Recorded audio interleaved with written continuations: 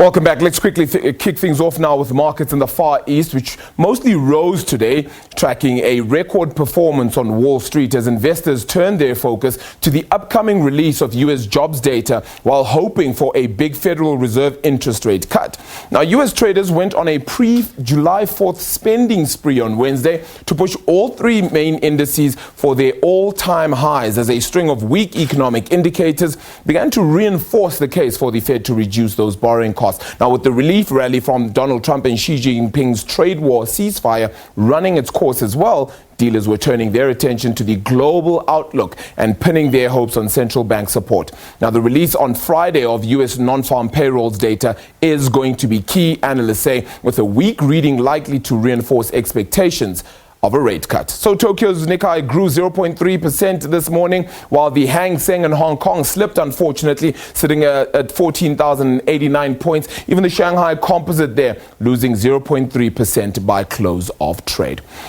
Wall Street stocks surged to records on Wednesday in a holiday-shortened session as a plethora of mixed U.S. economic data appeared to boost the odds for a Federal Reserve interest rate cut. All three major indices shot to records, with the Dow Jones Industrial ending at 26,966 points, a 0.7% uptick there. The S&P 500 also gained 0.8%, nearly 3,000 points. It's 2,995, while the tech-rich NASDAQ Composite Index advanced 0.8% to 8,170. Markets closed early in anticipation of Thursday's Independence Day holiday and will reopen on Friday. Such holiday sessions typically see lower trading volumes, which can magnify how the market moves.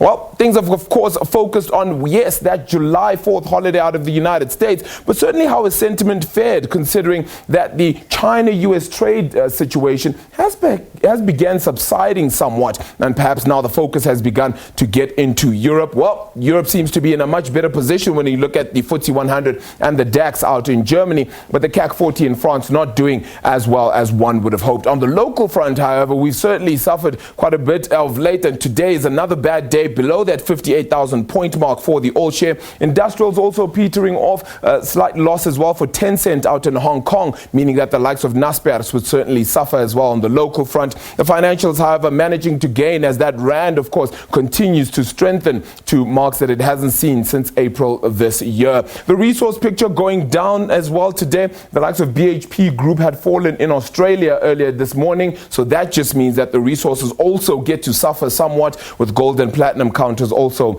headed a little bit lower.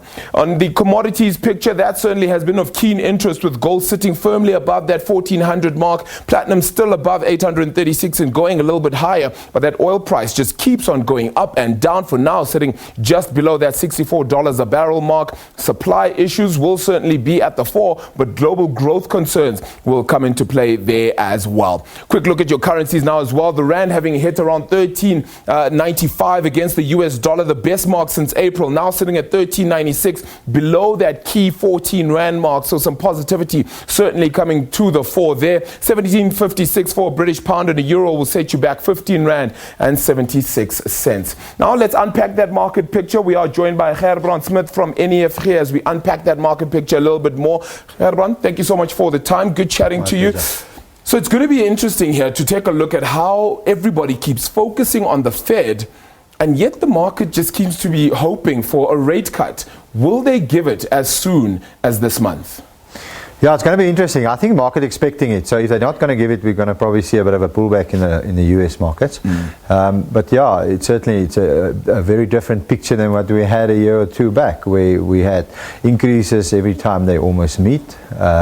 They were expecting another few increases this year as well. You saw actually bond yields dropping from on top of 3% on the 10-year Treasury to below 2% currently. So yeah, big moves in those bond markets over the last 2 or 3 months. What does that mean for South Africa then? I mean, you saw the rand there, now 13.96 against that US dollar. Just seems to be getting better and better. But is this just a sensation because of pre-4th July sort of trading, or is this going to be perhaps sustainable below that 14 rand mark? Yeah, I think it's going to be sustainable. It all depends on what local politics does. But yeah, all those own goals that we keep shooting, right? Yeah, unfortunately.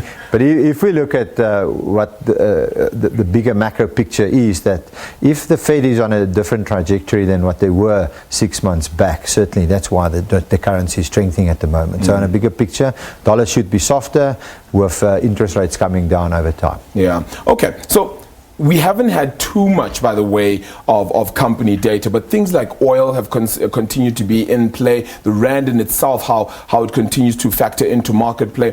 What do you make of the supply sort of issues happening with regards to oil? It currently sits just below that $65 a barrel mark, but it just goes from anywhere in that early range. Is that where it stays sustainably?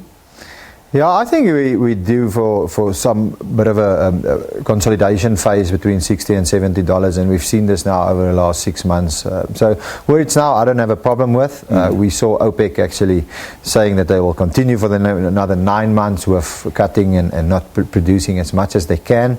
But on the other side, the Americans are pumping more and more. Yeah. So, yeah, the demand outlook at the moment is a bit dim. So there's a bit of negativity, and you'll probably see it in the low 60s now.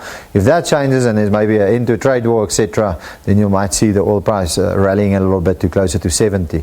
But I think we do. We're in that range for quite considerable time going forward. Yeah. Okay. So we had Deutsche Bank then deciding to put out a notice.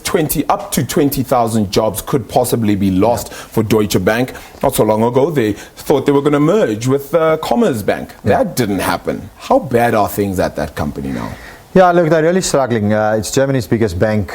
We knew that Christian Sewing was taken the helm there about a year back, CEO. So they did the merger, or they tried to do the merger. The talks collapsed recently. Yeah. So now it's probably downsizing and cost cutting in his own business. And I don't think it will be 20,000 or 15 to 20,000 people immediately, as Bloomberg reported. Yeah. There's other stories out as well that says maybe 2,000 per year going forward. So.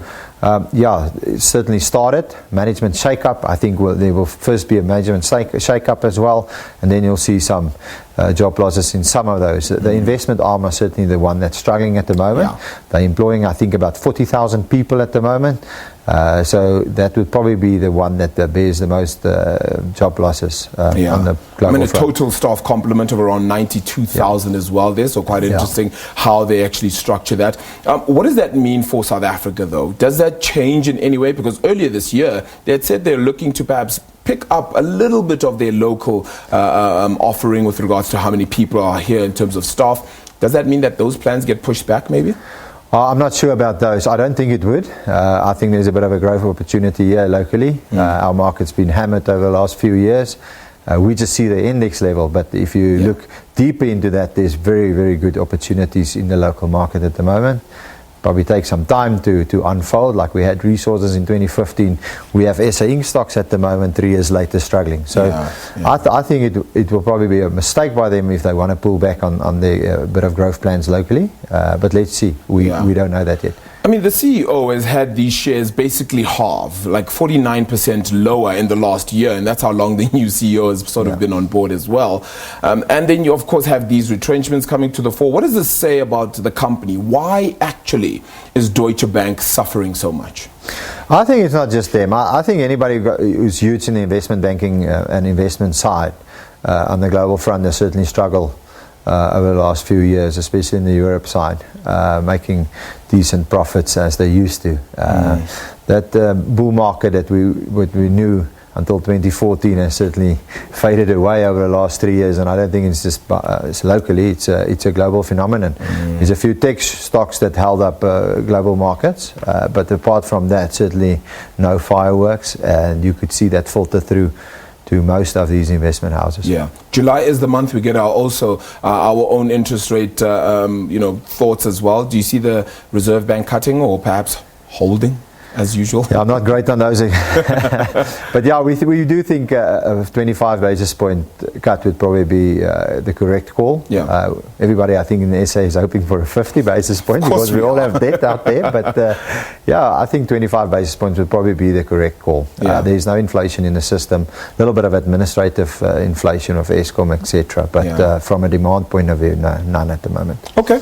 Gerbrand, thank you so much for the Pleasure. time. Really appreciate it. Gerbrand Smit there from NEF here as he joins us to unpack that market picture just a little bit more.